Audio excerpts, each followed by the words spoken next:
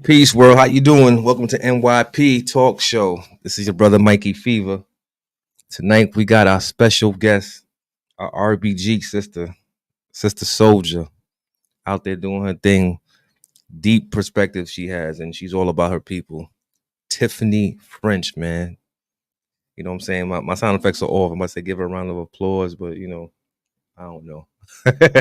How you I'm doing, sis? doing great. Okay, unreal. See, I gotta get my sound effects right. That's good. I'm happy to hear from you. How was your week? My week was fine. I can't complain. Definitely, definitely. I respect that, man. So we live. Nobody's in the building yet, but we gonna get there. Oh So yeah. tonight we're gonna talk about European beauty standards effect on African psychology. And this is a Mm-hmm. deep one. We gotta talk about Mm-hmm. this. Mm-hmm. Yes, sis. Because I Yeah, see and it. I looked up some sources. So, there's some sources that can guide me through the Definitely, questions definitely. I put. No problem. We all good, man. We like I said, NYP is all about information. People are free to chime in and you know give their perspective. That's what it's about. So I'm gonna start off with the first question, beloved. Okay. How do European and African beauty standards differ in terms of skin tone? How does European African beauty standards in Differ. term differ in terms of skin tone? Yeah. Well, because if you were considered to be dark skinned, right? Dark skin meant that it was a sign of not being attractive. It was a sign of being ugly. Mm-hmm. So that part, and then European skin tone was a sign of beauty. It Mm-hmm. was a sign of delicacy. So, so that's the difference between the two. So, and then if you the brown paper pad test, for example, Oh yeah. yes. So if you was darker than that brown paper bag, you couldn't get access as a individual. You could not get access to certain things or be able to have certain type of job criteria because you was darker than that brown paper bag or you was just the same color as it. Now, if you was lighter, Mhm. then you was gain more access and more opportunity. Got you. I got Yes. you. So basically, only aesthetics, because what we know about the European standards of beauty, from research, and it went by as you said, the skin tone, the Mhm. pheno, like your pheno presence, Yeah, your features, phenotype, the way your nose is shaped, high is color. very, yes. Hmm. The texture of your hair, Yeah.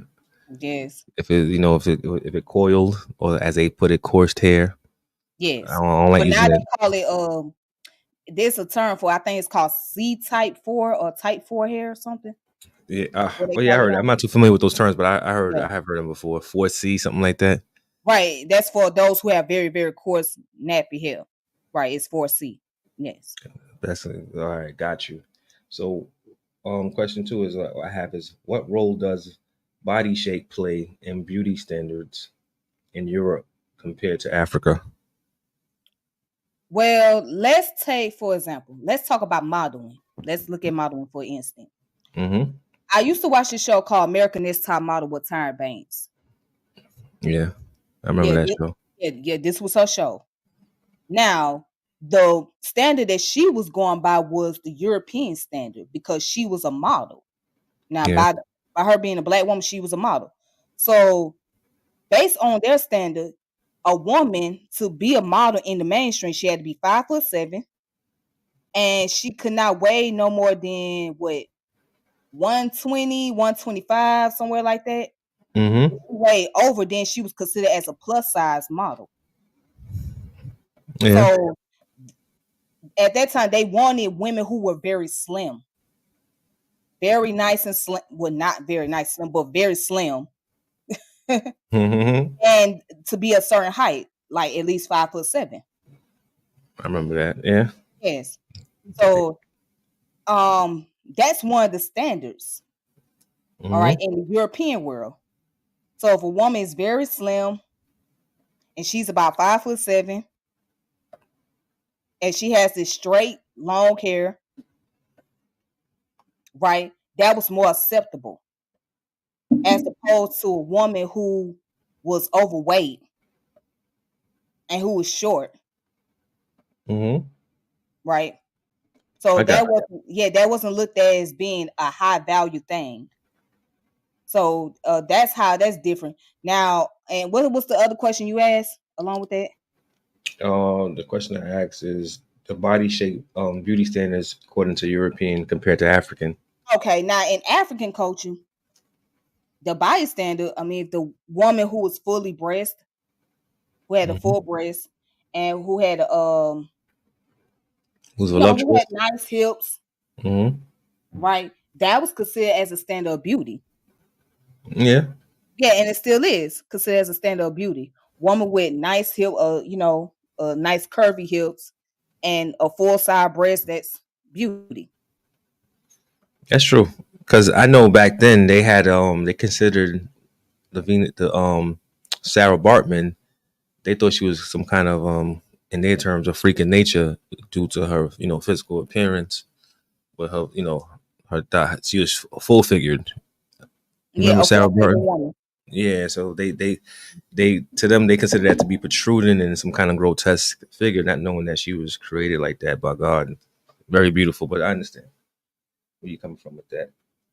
The next question I have is it pertains to this one, but it goes how are facial features perceived differently in European and African contexts? Okay. Say it one more time. How are facial features perceived differently in European and African contexts? Hmm. Well, I mean, it was going back to the question that you asked in the beginning, the first question. Mm. Basically, the shape of the nose, the shape of the lips. So let's say, for example, if a black woman's lips is too big and her nose is too wide, that was Mm. considered to be that was considered to be unattractive.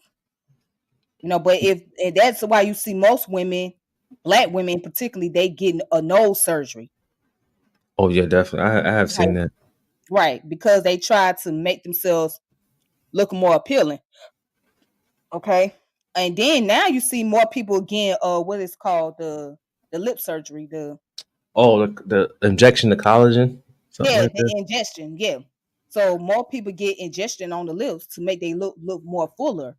And you see more black women doing that now because they trying to make their lips is more, stand out more, but it's only making their feature look worse than it was Yeah, before they I've seen inject. that. Yeah, because they dubbed it as the more ethnic look. Right. Yeah, I have seen that before. Or Yes. or even with the hairstyles and such, there's a lot to it. Yes. So next, I'm gonna speed up a bit. Okay. How is beauty represented in European media versus African media?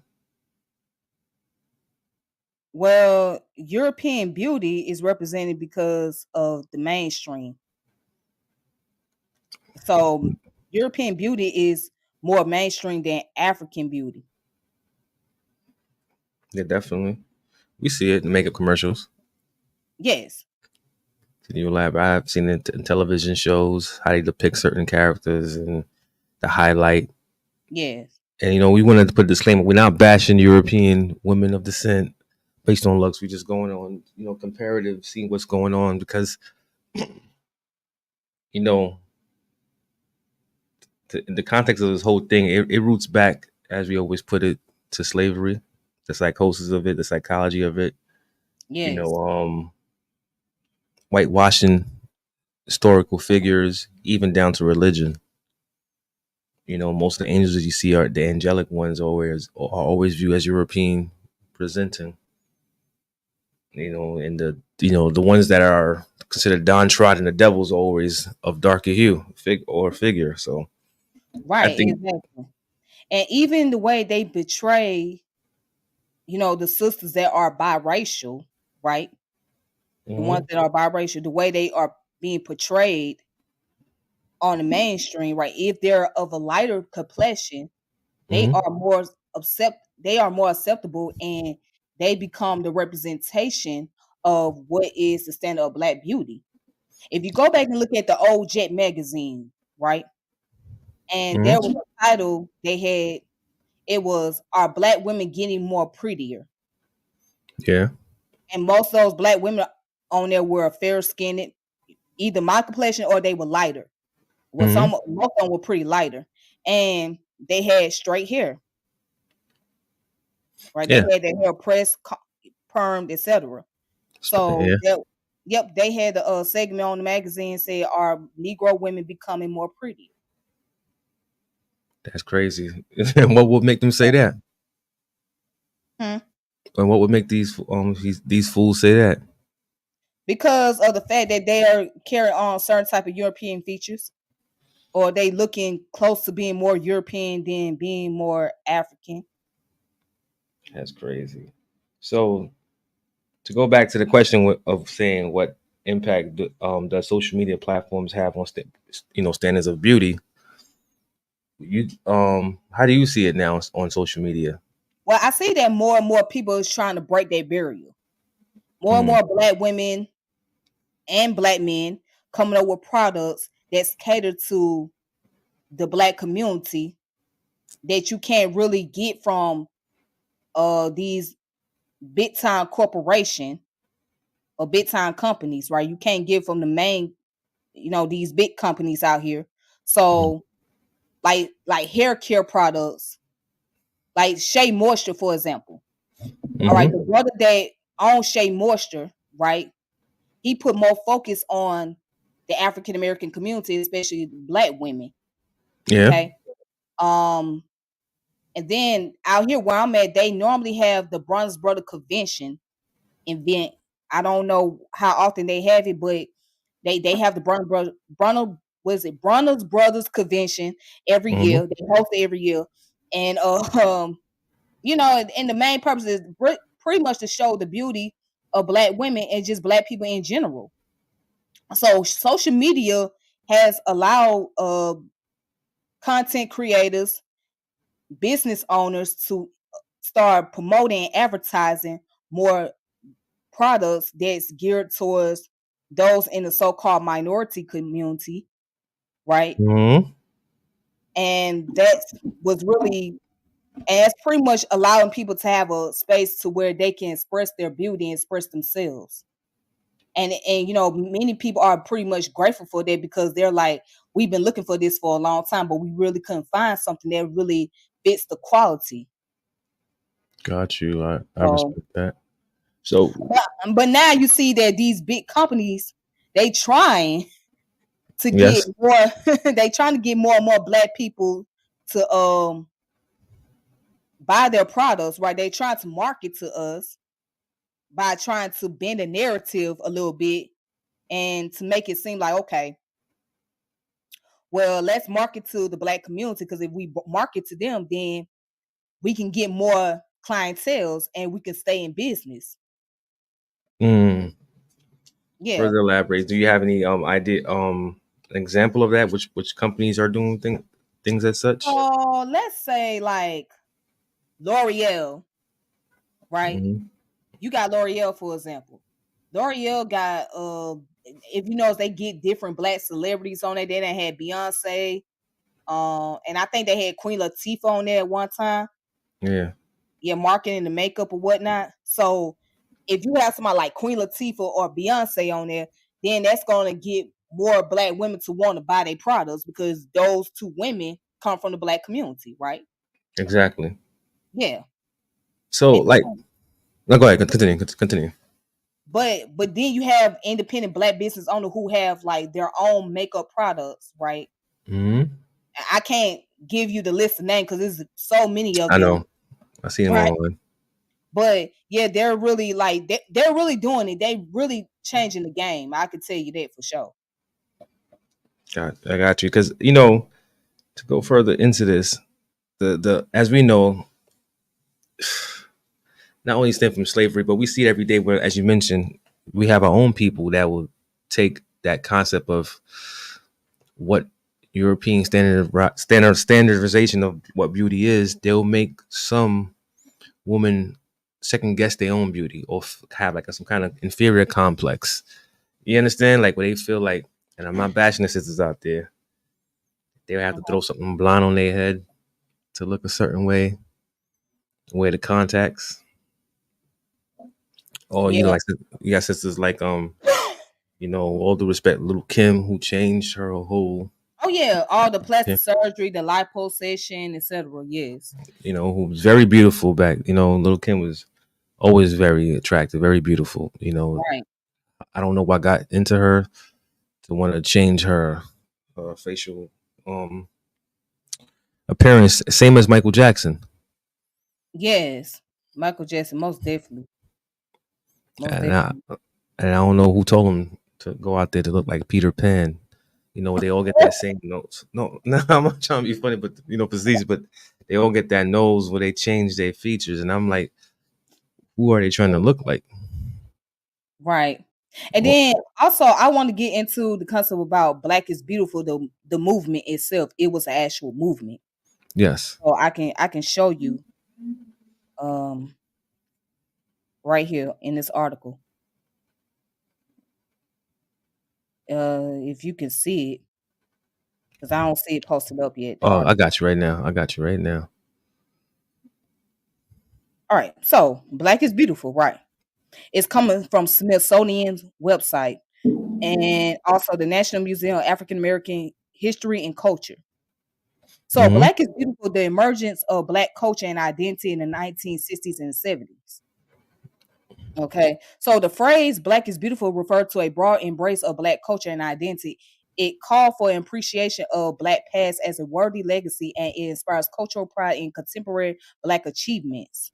Mm-hmm. Right. So in its philosophy, Black is Beautiful focus on also on emotional psychological well-being. The movement affirmed natural hairstyles like the afro, the variety of skin colors, hair texture, and physical characteristics found in African American community.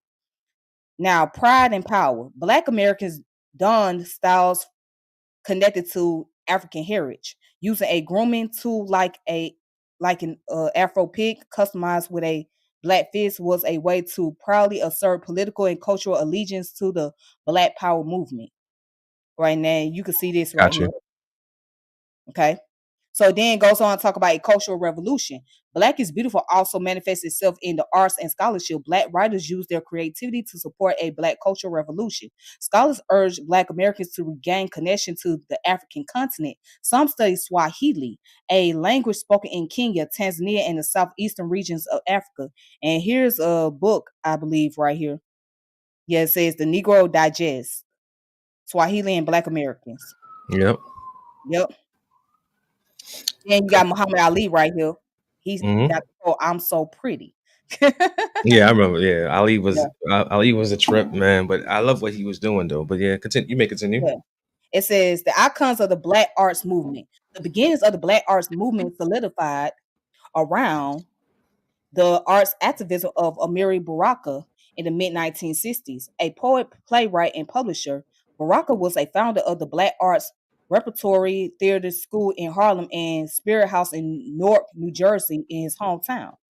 Baraka's initiative on the East Coast were paralleled by the arts organization in Atlanta, Chicago, Detroit, Los Angeles, New Orleans, and San Francisco, leading to a national movement. Mm-hmm. Okay. I'm listening. Right. And then it goes on further. It says the Black Aesthetics by scholar Addison Gale are essays that call for Black artists to create in it and evaluate their works based on criteria relevant to Black life and culture. Their aesthetics or the values of beauty associated with the work of arts should be a reflection of their African heritage and world view, not European dogma.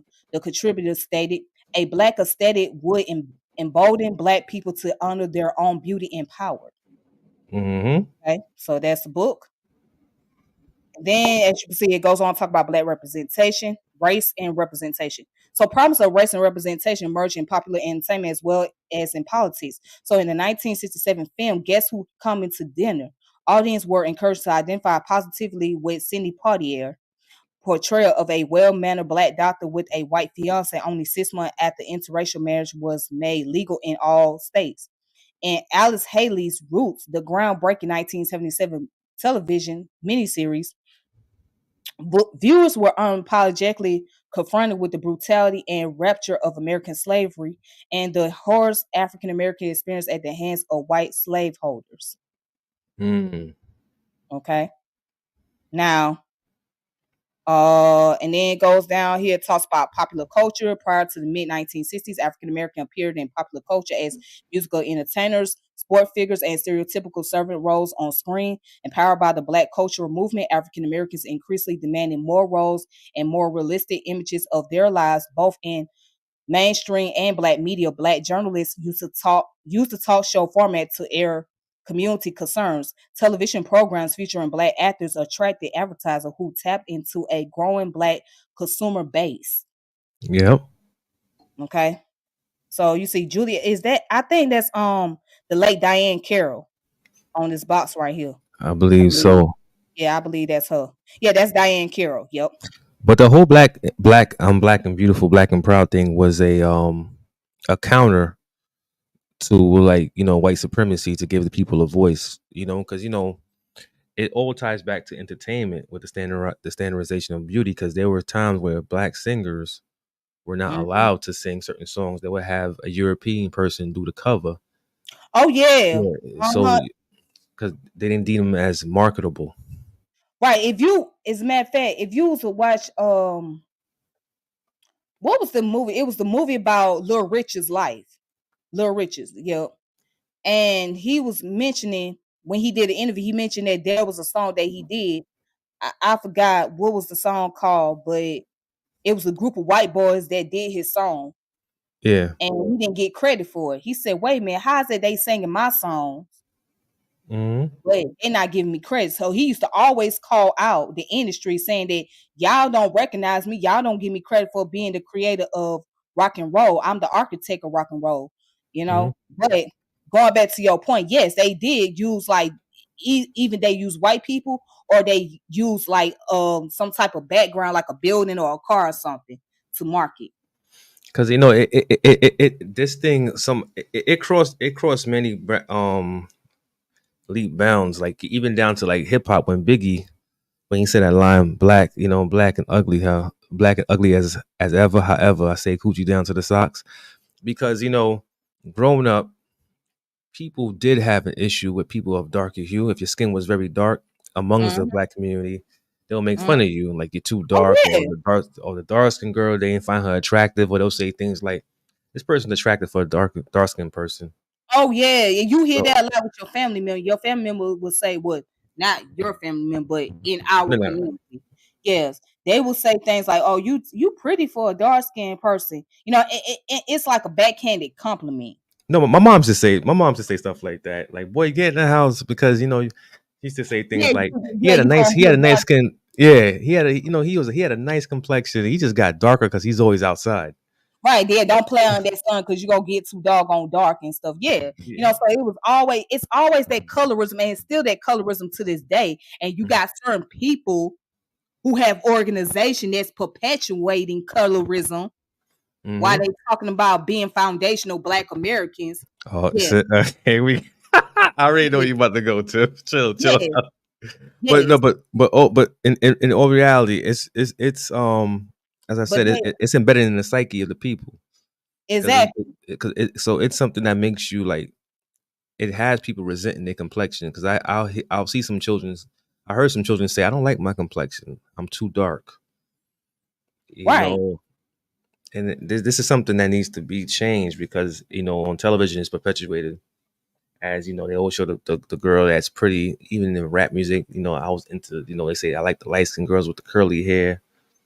right, and, I, exactly. and I, So yeah, and see, here's the thing: some of these brothers, well, a lot of these brothers, I'm not gonna say all of Mhm. them, they'll get with a woman who has close to a European feature. You know what I'm saying? If you notice that, right? They'll get with a woman because she has a natural curly hair or she has hazel eyes or whatnot. And don't get me wrong, those sisters are beautiful. Mm-hmm. But we know why certain men want to get with those women, because those women embody beauty and they want their kids to look a certain way.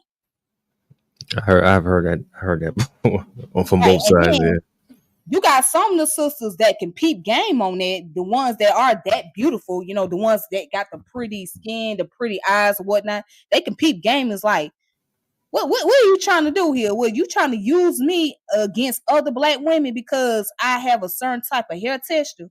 Is that what you trying to do? Well, what's your whole purpose here?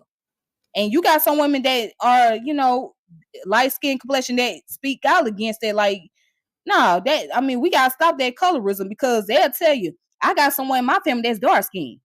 I Mm, got They'll say, well, I got someone like my mama was dark skinned, my daddy was dark skinned. I can't help because of my skin tone what I got, but that's not a excuse to just try to dismiss everyone else because they don't look like me a certain way. mm. So, And if the sister is dark skinned, let's just say don't let her have natural curly hair or pretty eyes. Then that's when they'll fall in love with that. So that's when people be like, oh, like going back to what you said, you beautiful for a dark skinned woman mm-hmm. because she got that certain type of feature. I got that. So back to, like, with the whole European standard of beauty Mm-hmm. versus African. How do you view people that are changing their skin complexion, like those that are bleaching with the soap? Because this is something that's happening all around the Caribbean and the African continent. Even here in the U.S., people are using skin lightening cream. And I'm not speaking about the ones that remove the dark spots, discoloration. I'm talking about people that's actually bleaching their skin color, Well, changing. it's a form of self hate, and it's a way of politics of was it politics of respectability, meaning that they want to gain privilege, they want to be accepted. So they figure Mm-hmm. if they go above and beyond to change their skin tone, right? Mm-hmm. To change the texture of their hair, they'll gain more recognition and they'll be more accepted in the white culture or the yeah. Oh, it's like Sully broke a my shout. heart. He did. He broke my Yeah. heart. Shout out to Sully. Shout out to AYB Moore. Peace to the chat. You know what I'm saying? Don't Yeah, forget to comment, share, like, subscribe. yeah. Yeah, Sammy Sosa broke my Sammy heart. Sosa. Yeah, Sammy Sosa lost me with that one. He's looking like some kind of Yeah, creature from a horror flick because he looks scary. yeah. I want to show something real quick, right? Go ahead. Go ahead. And it says right here, going back to the concept about black beauty, black is beautiful. Mm-hmm. So it says, by it being a cultural movement that was started in the United States in 1960s by African American, it was later spread beyond the United States, most prominently in the writings of Black consciousness movement of Steve Biko in South Africa. Black is Beautiful got its root from the Negritude movement of the 1930s. The Negritude argued for the importance of a pan-African racial identity among people of African descent worldwide. Mm. Yeah. Mm. And it says John Rock was long thought to be the first person to coin the phrase Black is beautiful during a speech in 1858. But historical records indicate that he never actually used a specific phrase on that day. Bill Allen, a freelance writer for advertising agency, claimed he coined the term or coined the phrase in the 1950s. Hmm. That's what I'm Yeah, saying. It was all a resistance. It was all a counter to what was being, when they was calling us, niggas and Negroes, and the whole Black Power movement and James Brown, Black and Proud. It was just, right. regain our identity, to look at ourselves in a beautiful man, instead of looking at ourselves as downtrodden people in a bad predicament. And then right here it says this movement began in an effort to counteract the racism notion in American culture that features typical of black people were less attractive or desirable than those of white people. Research indicates that the idea of blackness being ugly is highly damaging to the psyche of African Americans, Exactly. manifesting itself as internalized racism. This idea made its way into black communities themselves and led to practices such as brown paper bag parties, brown Mm-hmm. paper bag parties. Or I'm sorry, I misread that. Paper bag parties, excuse me. Social events which discriminate against dark-skinned African Americans by only admitting lighter skinned individuals. Mm-hmm. Yeah, I've seen that happen. They, even with the doll test they do with a child, Uh-huh. they'll put a, a Caucasian baby next to an African baby doll, and for Oh some yeah, I reason remember that. the Mm-hmm. child always and again, like I said, it's embedded in this in the psyche. The child always reached out for the Caucasian doll, even down to our superheroes that we grew up watching. So Batman, Mm-hmm. Superman, down to wrestling. Hulk Hogan was always, and we always knew we had champions that looked Oh like yeah. us, but they always pushed that out there because Oh yeah. Even in the wrestling world. Oh yeah. Oh yeah. It's so much flack now. A lot of people don't like the fact that they see Bianca Belair and Jade Cargill being the face of WWE. Like those two sisters right there, they're really doing a phenomenal job. They really is breaking down the barriers, what I'm saying, in the wrestling world, but they get so much flack because they're black women. they figure because it's sex. People get caught up in their figures and all that. And we find out you Right. watch wrestling, Tiff. I didn't know you was a wrestling animal. Oh yeah, oh yeah. I've been watching wrestling ever since I was a kid. Let me Yeah, but find out. I had just got back into it not too long ago. Yeah. Let me find out Oh, you be doing drop kicks in the living room still. yeah. I'm just told, yeah, I gotta get my body in shape. I ain't 15 years old no more. Word. But that's something I do see with a lot of women in the ethnic community, like Latinos and so-called Latinos, as I don't like calling them, the Hispanic people, the Latin people, Mm-hmm. and the Africans, people of African descent. They do based on the shape of their bodies, if and within the office space, how they dress. Say they dress very conservative, Mm-hmm. classy, but they figure of their Mm-hmm. bodies, they tend to be somehow reprimanded for how they look, for something that they can't help, for the shape of Right, their body. But if a European goes in the office space dressed the same way, she's not reprimanded for that. You get what I'm right, saying? right, exactly. And even in what I noticed in the Latino community, where especially with the Afro Latinos, right, like the Dominican, for example, Mhm. they would rather be identified with the Spaniards, with the Spanish people, the Latinos, as opposed to being identified with their African heritage, right? Not all, not all, I not mean, all. not all, but I mean certain ones.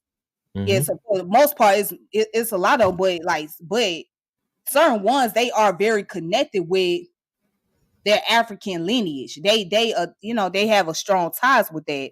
But the rest of them, they're like, we don't want to really have anything to do with that side. We want to be more over here. We want to be considered as Hispanic. We want to be considered as Latino. That's why I'm not black. You know what I'm saying? Oh, that whole oh my God, you're crazy. Right. That whole concept of now, because from the And I know constant that there's the whole conflict situation with that. with Yeah, the Haiti and conflict India, with that right Haitian. there is Yeah, that right there is based on history between Haiti yeah, and DR.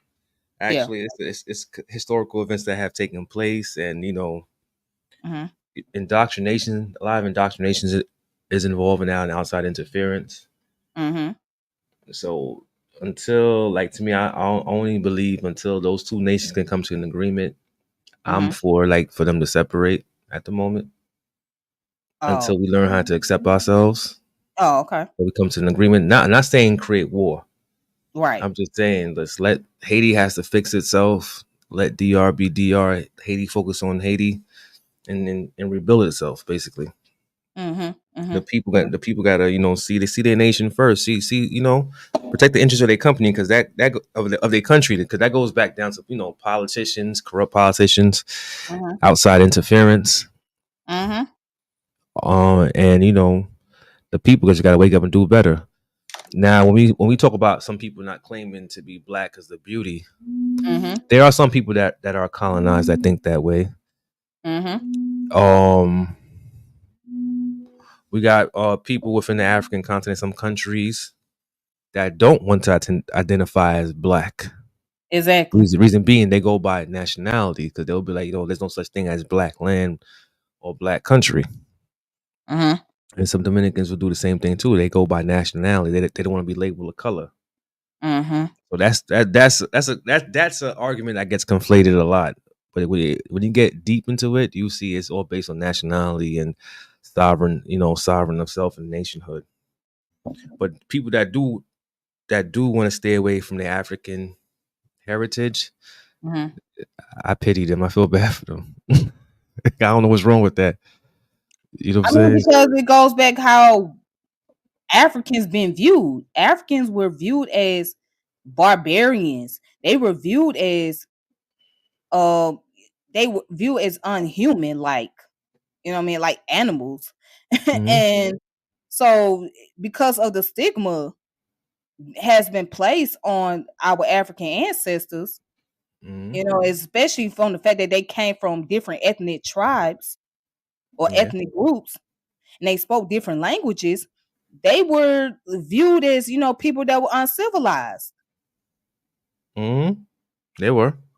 Yes. That image So, has been painted about historically because as I said, this whole dialogue that we having, the genesis of it came from slavery, yeah. indoctrination. You had Charles Darwin who came with the theory of man and how they viewed a Negro to be a complete inferior in the human structure. That we came from apes, and we have a minute intellect and such and such. So people take that indoctrination. It's perpetuated in books through religion, Yeah. even before his time. So the most important thing they did was attack the mind to make you feel that you don't belong in this world, even down to certain religions. With the Mormons, where they say your skin color came from you not wanting to obey God or being indecisive within their theology is weird, but that And does it's play. crazy that you have black people that are Mormons. That's funny. Each Like, their own. how can you join an organization that tell you that your skin color was a curse, basically, and you did So it's, not obey God? How can't you go along with that organization? Like, how do you maneuver around that? How do you even get past that as a black person being in a Mormon society? psychologically fractured, to each their own. But some people, like, again, when you don't have knowledge of self, you do things that's outside of your normal. What outside of your natural way of living. Right, So of course, our people have been mentally destroyed, and it carries on to this day. You understand? I don't even know where to begin, but it's a lot. It's a lot to right. take in. Now, I want to bring up something Go ahead. about Just For Me, which was a hair relaxer. Oh, I remember that with the little girls in the box with their first Yes, perm. yes. Now here it is: Dark and Lovely, Just For Me, and PCJ. So there was an article online. I remember I came across the article. They someone was able to reach out to these girls who are now grown women.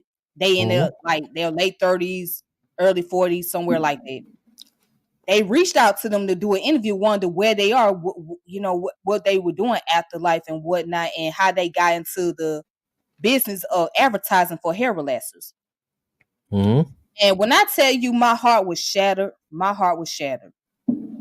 because as I was reading the article, most of Hmm. them said that the way they got into a business is because of how their hair texture were. So they basically said, well, we didn't wear perms in our hair. I said, Hmm. what? I said, all the time, they didn't have no hair relaxers. Yo, So the girls were saying that they would get their hair washed, blow dried, and pressed. And some of them had natural curly hair to where they had to get it straight mm, to make it look like it was relaxed. I said, now ain't this about a go blimp? I said, ain't this about a blimp?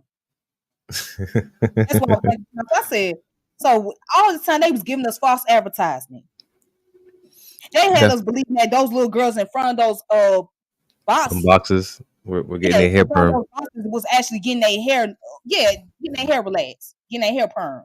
But I don't know why people would perm their hair, because they should the key word, they should call it a temporary, because your hair is not gonna be like that forever. So why do we call it a perm?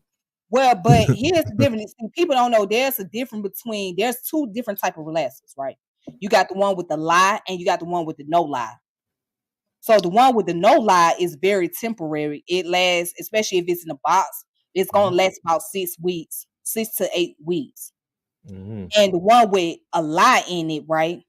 It lasts for like I think about 4 months. Yeah. Mm-hmm.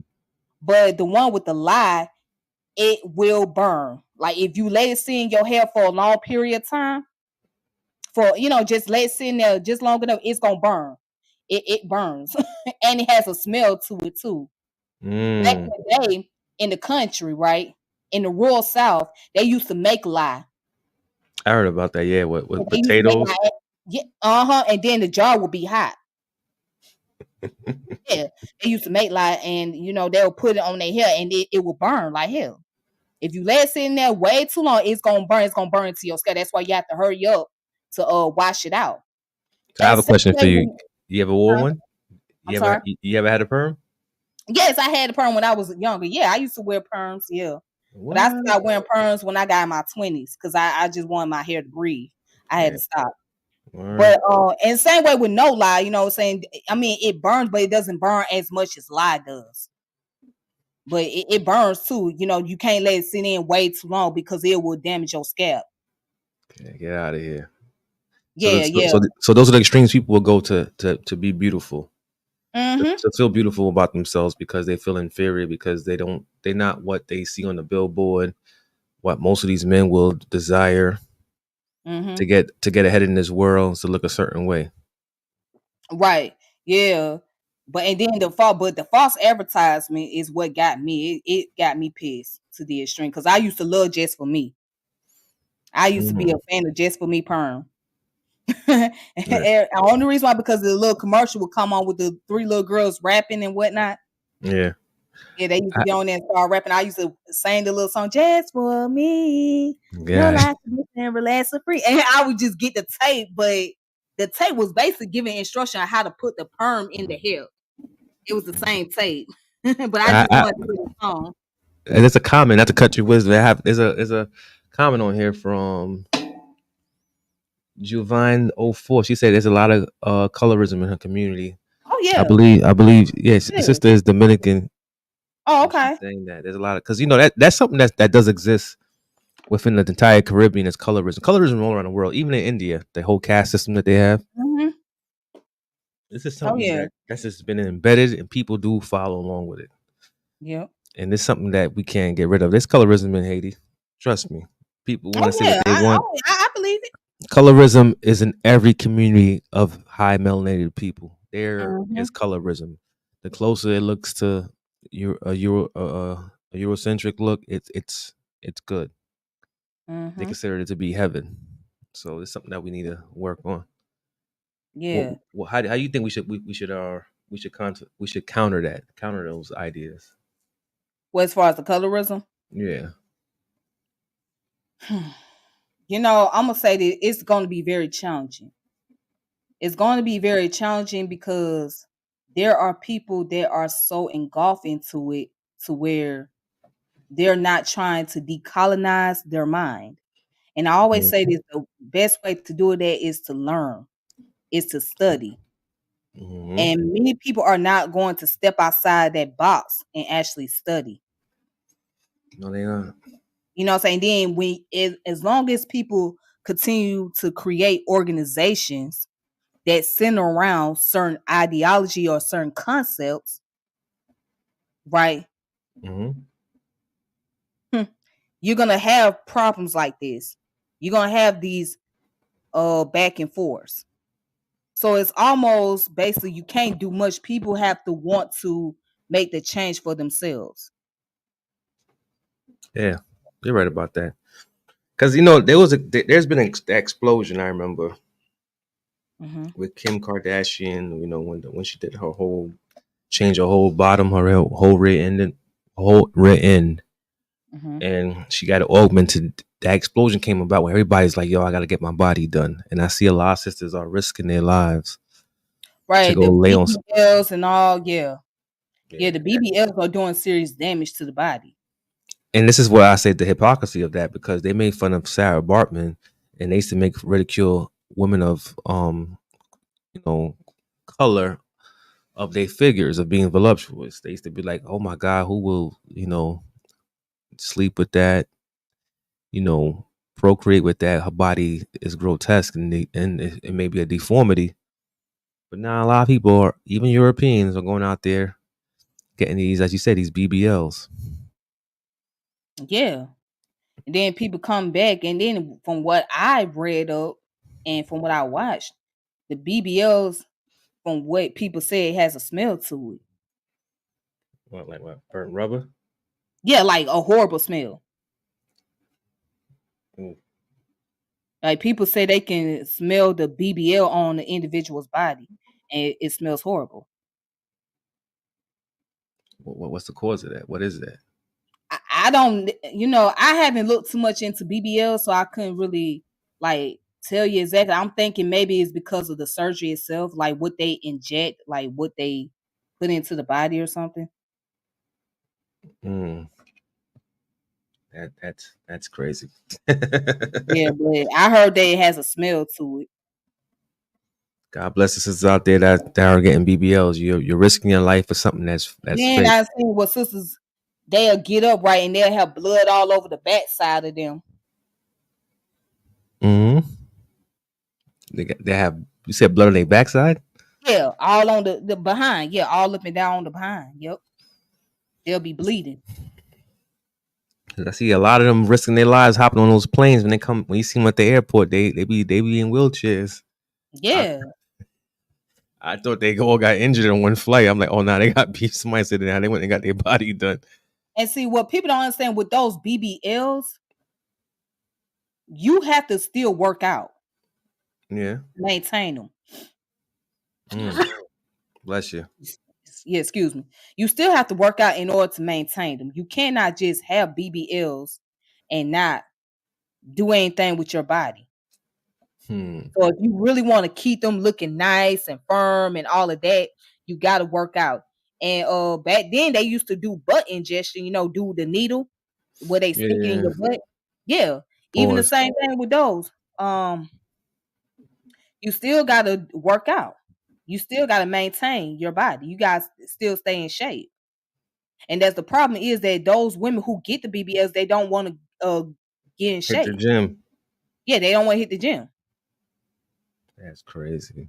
And then you want to know why it started drooping and start looking crazy and stuff like that. I see. So I then seen. you don't wasted your money just to find out that it ain't gonna last very long. Yeah, I seen horror. I heard horror stories, man. I seen some nasty photos of people getting these lesions and these infections. And Right. They one butt sister, start bleeding. yeah, one sister had to get her leg, I believe, amputated. I was like, what? Mm-hmm. It's crazy. That's crazy. Yeah. That's See, crazy. this is a lot that we do to try to be beautiful as women. We'll go above and beyond. We'll Hmm. go to the extreme to do it.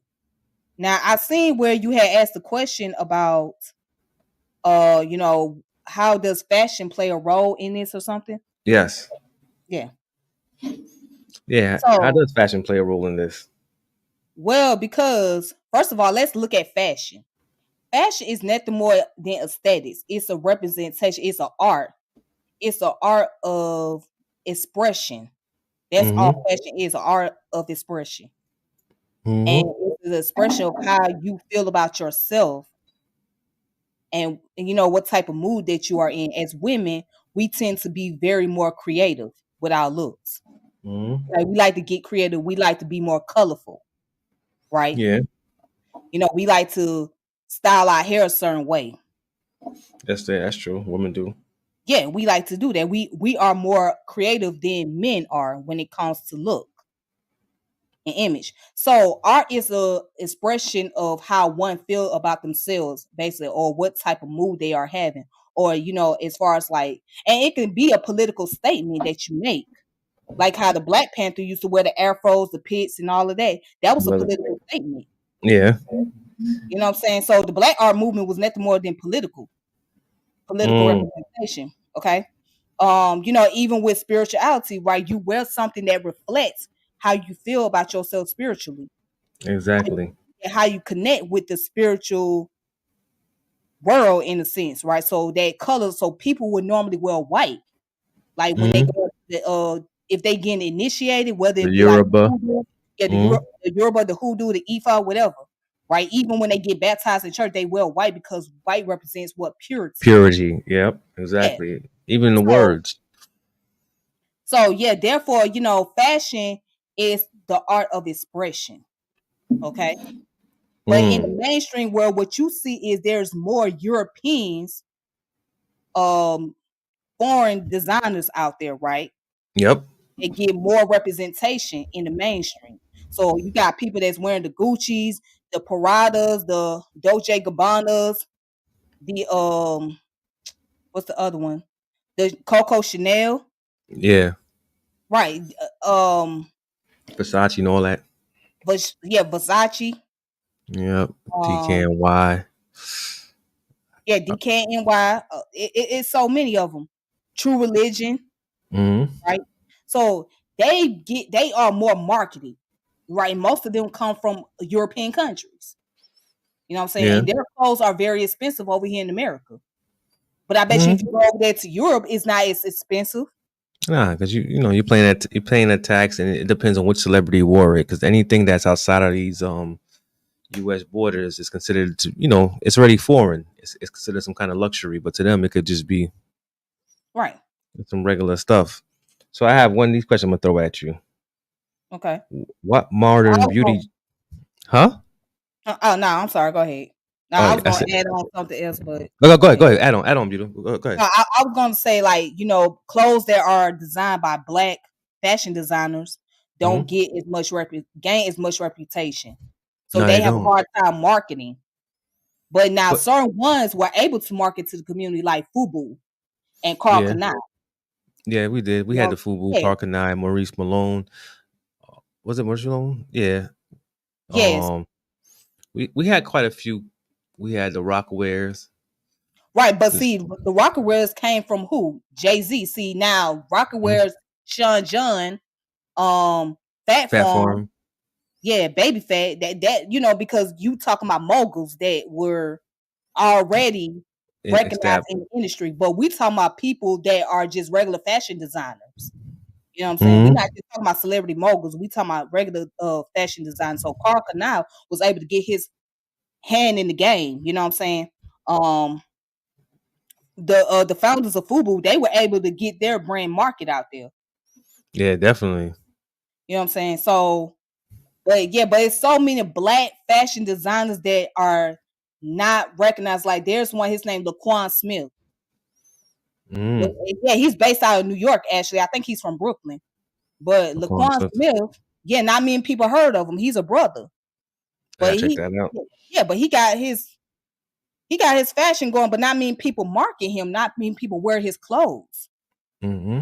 So he don't get that type of representation as the rest of them. Even like Willie Smith back in the 90s, right?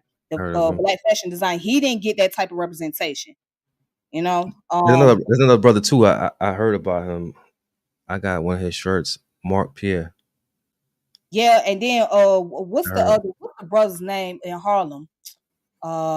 Ooh, Dapper Dan. Dapper Dan, yeah, but Dapper Dan, the reason why he got recognition because he got caught making logos, Gucci logos, and all Yeah. of that. So they were trying to get him on some copyright type of stuff. You know what Tax I'm saying? invasion, everything else. Yeah. Yeah, they were trying to get him for that. Then Gucci eventually said, "All right, we gonna let you in the game because we see that you can make beautiful design or whatnot." And the reason With why he our was brand. right, yeah, work for our brand. But back then, he was Mhm. making those brands, you know what I'm saying? Because back then, a lot of rappers could not afford to wear actual Gucci's. They Nah. didn't make those type of money Hmm. like they do today. made it look better, and he made it look better than theirs. Completely different. They Exactly. copy their style. Like Right, but he you would was never know that. You would never know nah that it was his design. because the You would way he think it did it, was actually Gucci. he came up with ideas that they couldn't come up with. Like what a jumpsuit, what he did this, and he was ahead of his time. Yeah. I'm Uh, sorry. So what was the question you was gonna ask me? nah, yeah, you good, you good. No, I enjoy this. What modern beauty trends are emerging in Africa that contrast with European standards? Skin bleaching. Yeah, Yeah. but Skin bleaching. what other trends? Because trends are always copied from us. What else do like the continent? Those in the continent are producing that people out here are starting to hop onto, catch on to, basically. Mm, the only thing I could think of is skin bleaching. I mean, because it's very popular out there. Yeah, that That's nasty the cake only thing. soap. I mean, I don't know where anything else. I mean, hair relaxer. Mm-hmm. What maybe the what is it?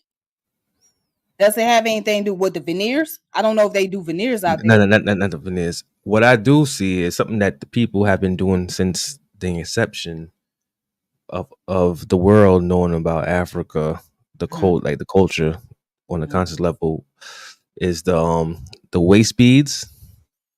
I see a lot of people start doing. A lot of Europeans start wearing them as well. Oh, the waist beat. Oh yeah, yeah, yeah. But see, the waist beat. I thought that that's based on Spirit. more like yeah, that's based on more spiritual, and that's based on the initiation, like I the seen a third video. wave. I seen a Yeah. video from people in Holland where not it was it Holland or the Netherlands. It was a European sister who had the waist beads on. She's trying to make it like a fashion trend. Oh, I didn't know Yeah, that it started to become popular in Europe. I always thought the waist bead was something that was very sacred. it is. It is. I completely agree with you. But they trying to make it a fashion trend now. Not the Africans. Some Right. Europeans that caught on to it. You know how that goes. Yeah. Yeah. Oh, what's the next one I have for you? Before we shoot up out of here, I appreciate this, Tiff. How do beauty rituals? Oh, we rated that like skincare. That change. All Hmm. right. In what ways do European and African cultures celebrate aging in terms of beauty? Well, I could tell you in the African culture, right? Aging is a sign of it's a Hmm. sign of beauty because it's a sign of wisdom. Yeah. And it represents that you have made it to the stage of eldership. Hmm. And you almost at the stage of becoming the ancestor, right? Hmm. So, it's signified as beauty and it's respected. Yeah, it is. Is well respected and is very revered because you have made it this far in your life, you Mm. know, especially if you had good health and you Yeah. taking care of yourself and you're prioritizing yourself, it's represented as it is looked at as being revered.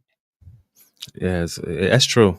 They consider elders like something my mom says. People in my family say the elders are libraries, are Yes, walking libraries. You gotta cherish them. And when they go, it's like watching the library burn down. exactly, They take all that wisdom with them, the experience. So, exactly. but I know most, and it goes down to family too. Not saying all Europeans, but I have seen like when their parents age, they quickly throw them in a nursing home. Oh, I never understood. I never understood that. They like, and certain European cultures, I guess depending on what part of Europe you're looking at, they also value their elders. Um, hmm they some of them don't even believe in putting the elders in the nursing home. They don't believe in that. yeah, They will take the time to actually take care of their family hmm members that become sick or whatnot, and they'll make or if they are in nursing home, they're gonna make more time to go visit them of course. for the most part. Now, in our black community, we done got in the habit of throwing our elders in the nursing home. Yeah, not We me. get cancer. We got certain family members that be so quick to throw auntie in the nursing home because they don't want to be bothered with auntie, or they don't want to be bothered with Uncle Johnny. Mm-hmm. So they'll be quick to throw him in the nursing home. You know what I'm saying? Mama go with me wherever I go. I'm taking mom. Listen, Right. So, you get but you. in the African custom, you supposed to take care of your elders. You know what I'm saying? Yeah. What Dr. John Hero Clark said during the African society, wasn't no such thing as nursing home. No, The it elders were wasn't. taken care of. I live by that. My listen. I look out for my parents to this day. You understand what I'm saying? Right. Oh, Exactly. that's something I don't agree with, but I still do it out of love. And I want to say, wrap it up. I want to say thank you, Tiffany, All for right. Thank you banging it for having out. I me. know it's been, I appreciate you. You always come through. You drop that knowledge. You got to come back and start hitting them sisters with some books and some information, man. Do Oh, what you as a matter do. of fact, I do have some books I wanted to share real quick. I'm glad that you brought that up. Definitely. Um, so this book right here is called Our Kind of People by Lawrence Otis Graham. Yeah, Our it's kind of called The people. Inside of America's Black Upper Class. All right. So Mm-hmm. I wanted to mention the whole concept about classism Yes. because that kind of ties into the beauty standards. That ties Yes. a lot into that. You know, so you got the black bourgeoisies and you got the black underclass, Mm-hmm. right? But anyway, this book basically this brother he comes from one of those upper class community. Okay, Mm. one of those elite black upper class. So he basically goes into like what goes on in those particular class and like what type of beauty standards they have and etc. So Yeah. yeah. So the name of it's called I Kind of People. And the author again? Lawrence Otis Graham. Got you. hmm Got you. What else you got, sis? Um, what else do I have?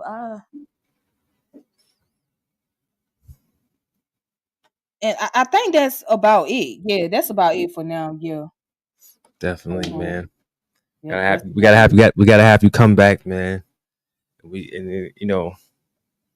know it's Friday, but Tiff came through here to give us some information, man. You go back and you watch that and you follow her because the sister got a lot of good content on her platform.